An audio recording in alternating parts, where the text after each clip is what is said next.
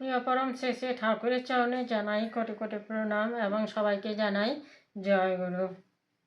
আজকের আলোচনার বিষয় হচ্ছে যে দীক্ষা নিয়েছি, দীক্ষা নেওয়ার পর কিন্তু করণীয় যেগুলো সেগুলো কিন্তু করতে ইচ্ছে করে না। তাহলে এই অবস্থায় কি করব? যদি করণীয়গুলো করতে ইচ্ছা না হয় তাহলে কি করব? এই বিষয়ে আজকের আলোচনা।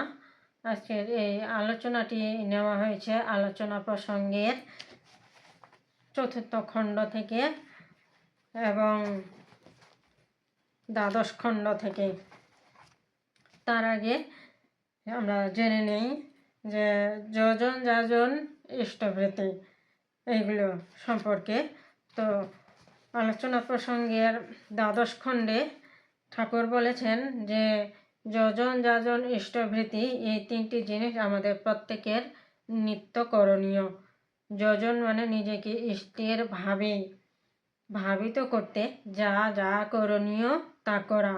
যাজন মানে সেবা, সাহায্য, সাহচর্য ও ইষ্ট প্রসঙ্গের ভিতর দিয়ে ইষ্টকে পারিপার্শ্বিকের মধ্যে চালিয়ে দেওয়া ও প্রতিষ্ঠা করা। আর ইষ্টবৃত্তি মানে নিজের কর্মফল নিঃসৃত আহরণ থেকে নিত্য ইষ্টকে নিবেদন করা। শরীর মন দুইয়ে লাগে কর্মী, তাই নিষ্ঠার সঙ্গে ইষ্টবৃত্তি পালনে শরীর মন ইষ্টঝোঁকা হয়ে ওঠে। মোট কথা, ফল কথা, যজন যাজন ইষ্টবৃত্তি পরস্পরের পরিপূরক। যজন যাজন ইষ্টবৃত্তি প্রবৃত্তিমুখী জীবনকে ইষ্টমুখী করে তোলে। মানুষ যত ইষ্টের হয় ততই সে অনিষ্ট ও অমঙ্গলের হাত থেকে রেহাই পায়।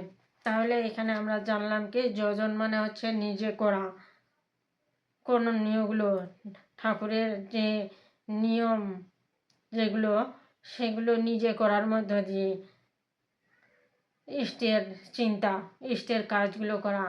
আর যাজন মানে হচ্ছে অন্যকে উদ্বুদ্ধ করা।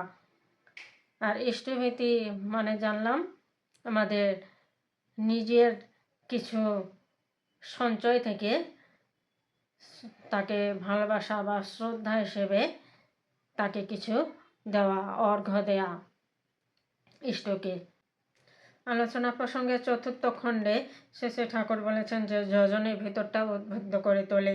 যাজনে পারিপার্শ্বিক সংহত হয় ইষ্টে, সে পারিপার্শ্বিক সর্বপ্রকারে সহায়ক হয় জীবন চলনার। তাই যজন না করলে ভিতরটা থাকে নিরেট হয়ে, আর যাজন না করলে পারিপার্শ্বিক আমাদের বাঁচা বাড়ার পরিপোষক না হয়ে পরিপন্থী হয়ে ওঠে। তাকেই বলে নিয়তি। আমরা তখন তাদের খপ্পরে পড়ে যাই, দুর্গতির সীমা থাকে না।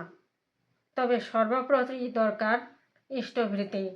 এই 3 পিলার বা স্তম্ভ সঙ্গে যদি নিজেকে বেঁধে রাখো তবে কোনো ঝড় ঝাপটা বা বন্যা তোমাকে স্থানচ্যুত করতে পারবে না।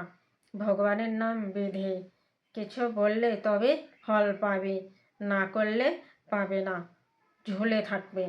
ভালো লাগুক না লাগুক করতে হয়। অনেক রোগীর মিশ্রি খেয়েও মিষ্টি লাগে না, তিতো লাগে। খেতে থাকলে আবার ঠিক হয়। অমূল্যদা নামে ভক্ত জিজ্ঞাসা করেছিলেন ঠাকুরকে যে দীক্ষা নিয়ে করণীয়গুলি করতে যদি ভালো না লাগে তখন কি করা যায়। তাহলে আমরা জানলাম যে দীক্ষা নিলে এই করণীয়গুলো যজন যাজন ইষ্টবৃত্তি এই 3টি জিনিস যদি করতে ভালো না লাগে তবুও করতে হয়। করতে করতেই ঠিক হয়ে যায়, আর করতে করতেই ইষ্টের প্রতি টানটা চলে আসে। তাই এগুলো অবশ্যই করতে হয়। আর এগুলো যদি না করা যায় তাহলে কিন্তু আমাদের ইষ্টবৃত্তি যজন যাজন এগুলো যদি না করে তাহলে আমাদের দীক্ষাটা কিন্তু চেতন থাকে না।